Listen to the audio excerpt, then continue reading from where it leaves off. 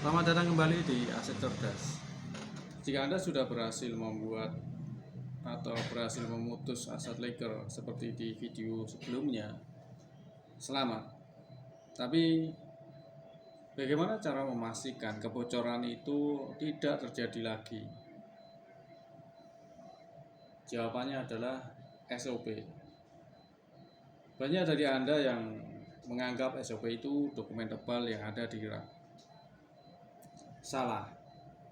SOP yang kami sebut di sini adalah sistem sederhana 10 menit yang bisa Anda buat sambil minum kopi. Dan saya akan tunjukkan mengapa SOP adalah aset pertama Anda yang paling penting. Ada 3 pilar yang harus kita siapkan.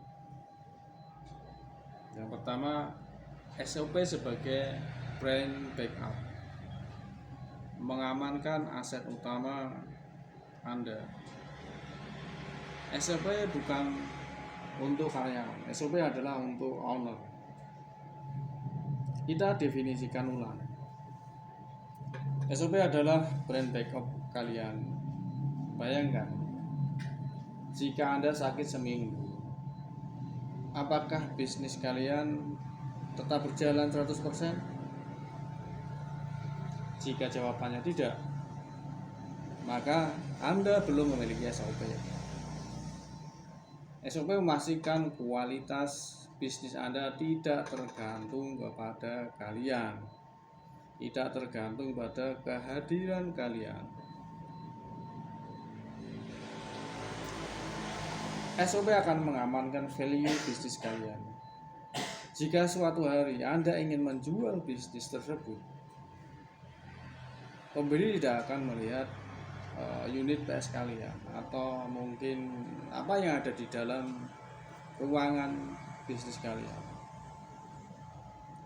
SOP yang rapi membuat value bisnis Anda meningkat 5 kali lipat. Karena pembeli tahu bahwa bisnis kalian berjalan autopilot.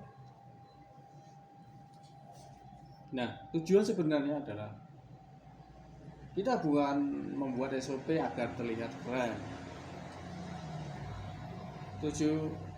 Tujuannya agar karyawan baru bisa bekerja di hari pertama, sejak di hari pertama dia bekerja, tanpa kita harus mengajarinya.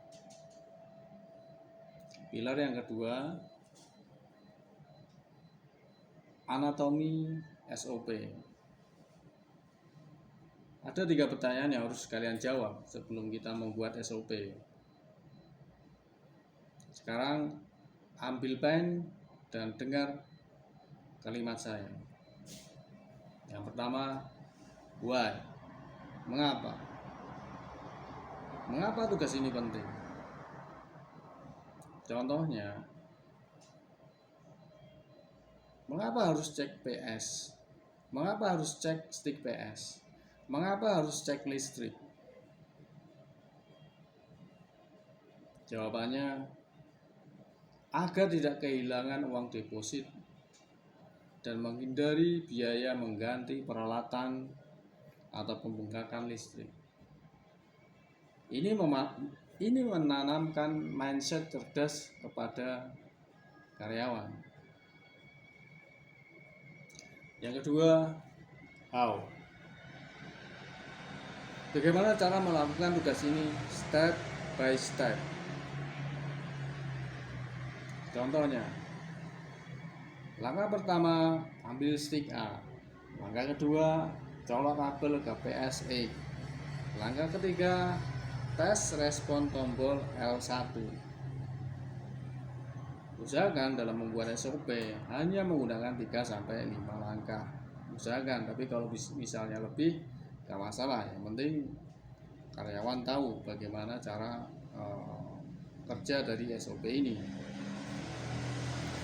Yang ketiga, checklist. Nah, ini juga cukup penting.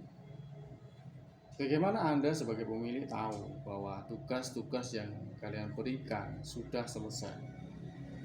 Dari checklist ini. Kalian cukup kontrol sekali sehari untuk melihat apakah tugas-tugas mereka sudah dilaksanakan. Contoh checklistnya adalah laporan setoran kas sudah terkirim ke WhatsApp pemilik. Ya, kalau sudah dicetak.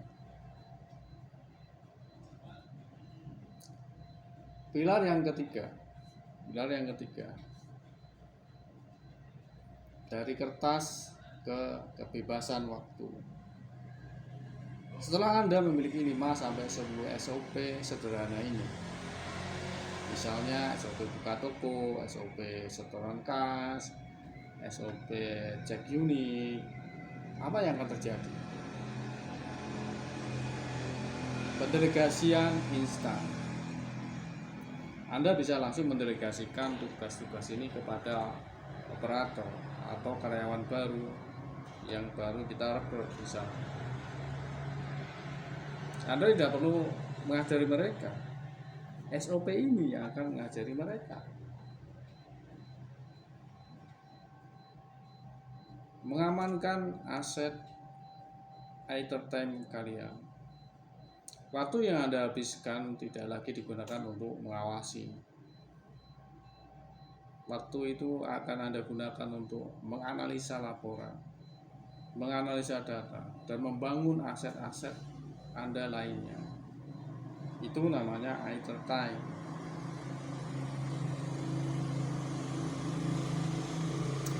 Sekarang untuk aplikasi praktisnya, ambil Google Sheet Anda, buat kolom SOP, kolom how, kolom cek, mulai dari satu SOP hari ini.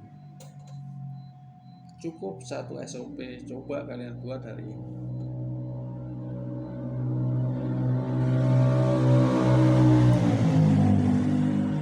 Kesimpulannya, SOP adalah kunci untuk mendapatkan kebebasan finansial sejati, bukan hanya uang. Di video selanjutnya kita akan benar-benar mengklaim waktu Anda. Kita akan bahas tentang bagaimana SOP itu bisa bermanfaat bagi waktu kalian. Jika kalian suka dengan pembahasan ini, suka dengan aset cerdas, jangan lupa subscribe.